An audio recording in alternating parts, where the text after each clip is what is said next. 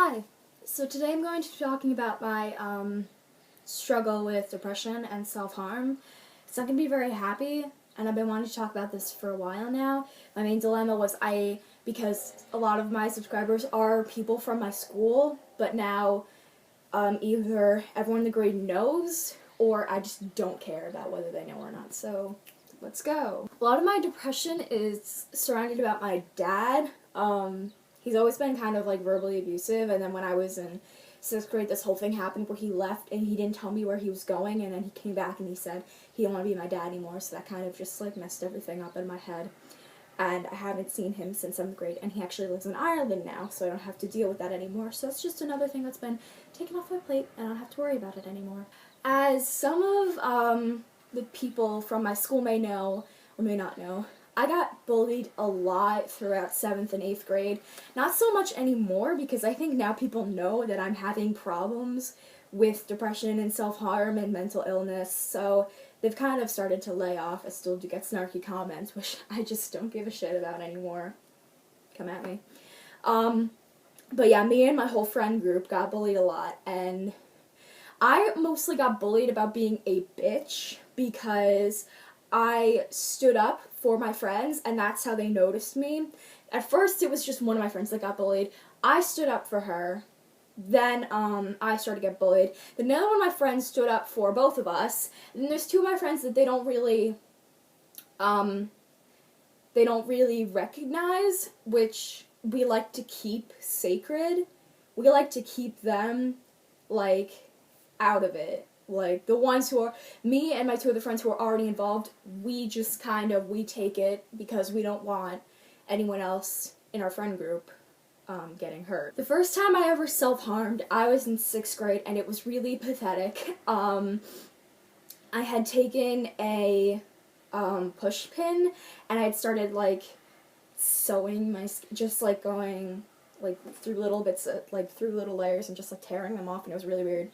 And then I took nail clippers, and I would just clip away the skin, and you can kind of see, like, little bumps and stuff. You can sort of see scars and stuff, but, like, right there, I swear, 6th grade. And I only did it maybe, like, 3 times, and then I stopped. In 8th grade, I started self-harming. I was anorexic, I was depressed, I was suicidal. I went to the emergency room twice during 8th grade, and there was one kid in the grade that I felt really comfortable confiding in.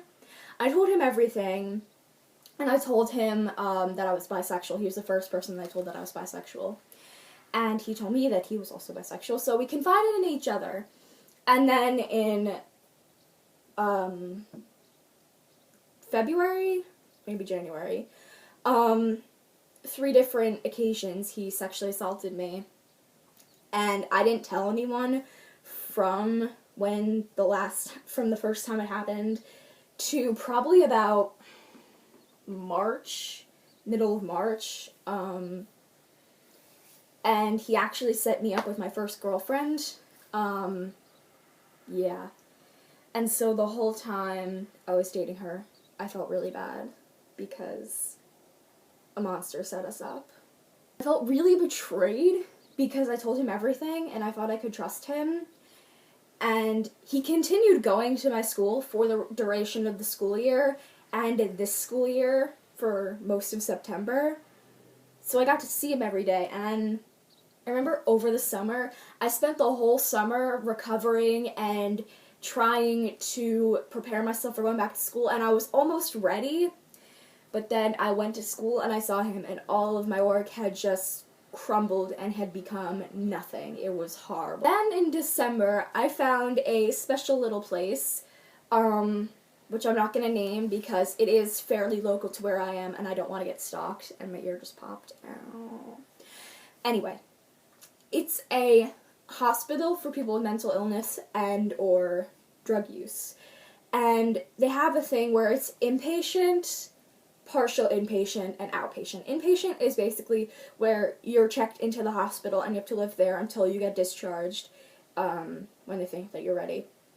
The partial inpatient is when they feel that you're ready to be discharged, but you're not ready to go back to your everyday life. So during school hours, you go there, and you basically get therapy, and then you go home. And then the outpatient is what I'm in now.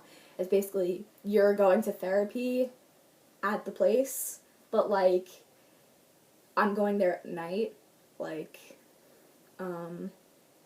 at 7 I'd go there. I'd go for a 45-minute therapy session, and then I'd go home. So yeah, I went there. I was in the partial program for probably about 4 days, and I met this guy.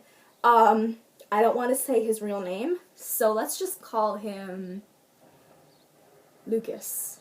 Okay, so I met Lucas at the partial program, and he, like, a lot of people there at the time didn't tell the counselors that how they were really doing, because everyone was afraid to get sent to inpatient. So what we did was me and Lucas exchanged phone numbers, and we told the truth to each other, which, I mean, I guess that it's good to confide in someone, but you need to tell, but, like, everyone out there needs to tell an adult, don't be scared about going to the hospital, don't be scared about anything, because they're there to help you. Anyway, so I met Lucas, and my 4th day of partial, I said something, I was being stupid, and they were asking me because I told them I had self-harmed. They said, if you go home today, will you be safe? I said, I don't know, because I didn't know, so they sent me inpatient. They sent me inpatient. I was there for 6 days. The first 3 days were horrible. I was having constant flashbacks, constant panic attacks. I would be in the corner of the room sobbing. And then halfway through, I actually started to make friends. My first friend that I made, her name was Elizabeth. I met Elizabeth. Then the next day, another girl came in. Let's call her Victoria. So me, Elizabeth, and Victoria, we immediately were, like, best friends. We clicked, we had private jokes, and it was hilarious. We spent the whole time laughing, like, oh my goodness. I'm still in touch with them now because they made a really big impact on my life. They inspired me to get better because they've been through a lot, and I mean, I never imagined that someone could go through what they did.